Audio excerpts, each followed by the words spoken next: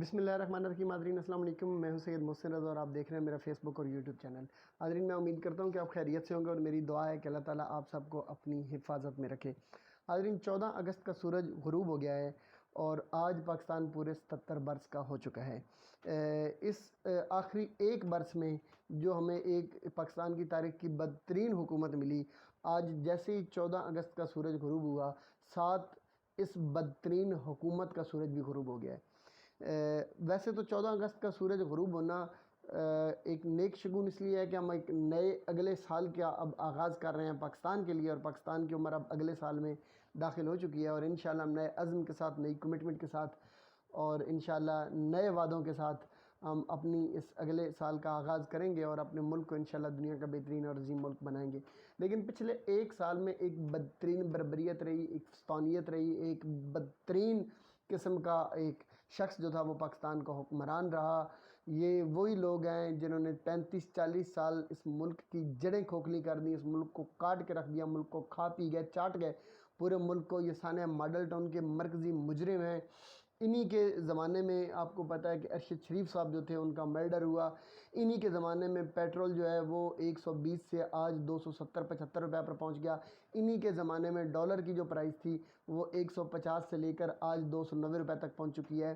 انہی کے زمانے میں چینی مہنگی ہوئی، آٹا مہنگا ہوئی، یعنی مہنگائی پاکستان کی تاریخ کی جو بدترین سٹیج پر پہنچی تھی وہ بھی انہی کا ہی زمانہ تھا. آپ چھوڑیں باقی اب ساری باتیں، اب بدترین چیزیں پاکستان کی تاریخ کی گننا شروع کر دیں تو آپ کو وہ تمام چیزیں جو تھیں وہ ان کی اس ایک سالہ دور حکومت میں مل جائیں گی، اور ایز ہول اگر آپ دیکھنا چاہتے ہیں تو سارے مسلم لیگ نون کے دور میں آپ کو مل جائیں گی. اس وقت بار خیر یہ صرف مسلم لیگ نون نہیں تھی، بلکہ اس وقت وہ سارے جو باریاں جنہوں نے بنائی ہوئی تھیں وہ سارے اکٹھے ہو کر ایک ڈبہ بنا کر وہ سارے اب پوری پیکنگ کے ساتھ آئے تھے اور حکومت کرتے رہے ہیں اس بار. اینی خیر میں تو جو جہاں بدترین قسم کے حالات رہے وہاں ایک برا وقت جو تھا وہ تحریک انصاف کے کارکنان پر بھی گزرا، اور تحریک انصاف کے کارکنان بالخصوص عمران خان صاحب جو تھے وہ 9 مئی کا جو واقعہ ہوا وہ ایک پاکستان میں کوئی بھی شخص جو ہے وہ اس کی حمایت نہیں کرتا، وہ قابل مذمت واقعہ تھا.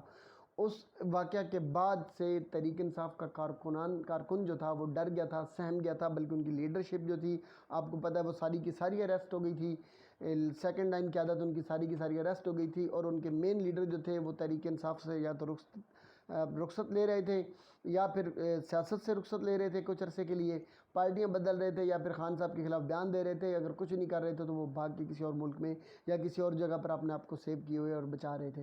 تو یہ 2 مہینے جو آخری گزرے ہیں، یعنی 9 مئی کے بعد سے مئی، جون اور جولائی کا جو مہینہ گزرا تھا، یہ تحریک انصاف کے کارکنوں کے لیے ایک ایسا امتحان اور کڑا وقت تھا کہ اس میں وہ سہم گئے تھے، ڈر گئے تھے، گھروں میں چھپ کر بیٹھ گئے تھے. لیکن اس کے بعد آج کیا ہوا؟ آج ویسے تو ہر شہر میں ہی، ہر طرف ہی، کہیں پہ بھی آپ چلے جائیں، میں نے کچھ حالات جو تھے وہ سرگودا کے دیکھے. یہاں پہ جو ریلی نکلی ہوئی تھی، آپ یقین کریں کہ میں آپ کو وہ ویڈیو بھی ابھی دکھاتا ہوں، میں اس کے بعد وہ ویڈیو آپ کو پلے کر کے دکھاتا ہوں کہ پورے کے پوری اس ریلی میں میں نے کسی اور جماعت کا میں نے کوئی جھنڈا نہیں دیکھا. آپ یقین کریں کہ پاکستان کے فلیگ تھے یا پھر تحریک انصاف کے جھنڈے تھے. لوگوں نے ترانے لگائے ہوئے تھے تو یا تو وہ پاکستان کے ترانے چل رہے ہوتے تھے یا پھر عمران خان کے ترانے چل رہے ہوتے تھے. تو پہلے آپ ویڈیو دیکھیں، اس کے بعد پھر اگلی بات. یہ حاضرین اس وقت آپ دیکھ رہے ہیں سرگودا کے اندر جو آج جشن آزادی کے سلسلے میں ایک ریلی نکلی ہوئی ہے، اور یہ آپ اگر اس کو قریب سے جا کر دکھا سکا میں تو آپ کو دکھاؤں گا کہ آپ دیکھیں گے کہ یہاں پہ کوئی بھی آپ کو کسی اور جماعت کا کوئی جھنڈا، کوئی پرچم، کچھ بھی نظر نہیں آئے گا. یہ جو سرگودا کا مین اوور فلائی ہے آپ دیکھ رہے ہیں، اس میں کہ پوری ایک ریلی ہے لمبی، اور ہر طرف تحریک انصاف کے کارکنان ہیں، ہر طرف تحریک انصاف کے جھنڈے ہیں. کوئی کسی قسم کا کوئی اور جھنڈا فی الحال مجھے نظر نہیں آ رہا. میں کوشش کرتا ہوں کہ اگر اس جو کراؤڈ ہے اس کے اندر سے گزر سکوں. یہاں پہ چونکہ ٹریفک ہر وقت چل رہی ہوتی ہے تو کچھ یقیناً عام عوام بھی ہوگی، لیکن یہ اکثریت جو ہے یہ بائکس پہ آپ دیکھ لیں، گاڑیوں میں ترانے لگائے ہوئے ہیں، ایون رکشوں پہ ہیں. اور یہ دیکھیں آپ سامنے بائک کے اوپر ڈیک رکھے ہوئے ہیں لوگوں نے، ساؤنڈ سسٹم. اور اور سارے آپ کو جو لوگ نظر آ رہے ہیں یہ صرف تحریک انصاف ہے. تو یہ سرگودا ہے جس کے بارے میں یہ کہا جاتا تھا کسی زمانے میں کہ یہ ایک گڑھ ہے مسلم لیگ نون کا. اور آج آپ اس گڑھ کو دیکھ رہے ہیں کہ یہ اب ان کے لیے گڑھا بن چکا ہے. تو باقی یہ سامنے اس طرف آگے ساری ریلی جا رہی ہے. تو میں نے اتنی بڑے کراؤڈ میں کوئی اسپیسیفک اگر کوئی مطلب آرگنائزڈ قسم کا پروگرام ہو تو پھر تو یقیناً اس طرح لوگ آ جاتے ہیں. لیکن یہ جشن آزادی کے موقع پر ایک ہی جماعت کے اتنے کارکن نکل آنا، میں تو سمجھتا ہوں کہ شاید اور کسی جماعت کا کوئی کارکن بچا ہی نہیں ہے پاکستان میں. ہر طرف پی ٹی آئی ہی ہے. اس طرح لوگوں کا نکل آنا یہ واقعی کمال ہے. وہ آپ دیکھ لیں پل کے اوپر تک فل رش ہے، ٹرانسپورٹ بند ہوئی پڑی ہے ساری، اور بڑا ایک عجیب سا منظر ہے.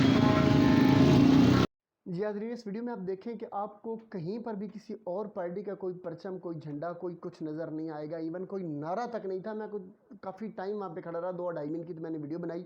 تو ان منٹس کے علاوہ جتنا بھی ٹائم میں نے وہاں پہ سپینڈ کیا، آپ یقین کریں میں نے کسی پارٹی کا کوئی نعرہ تک نہیں سنا، کسی پارٹی کا کوئی کارکن میں نے نہیں دیکھا.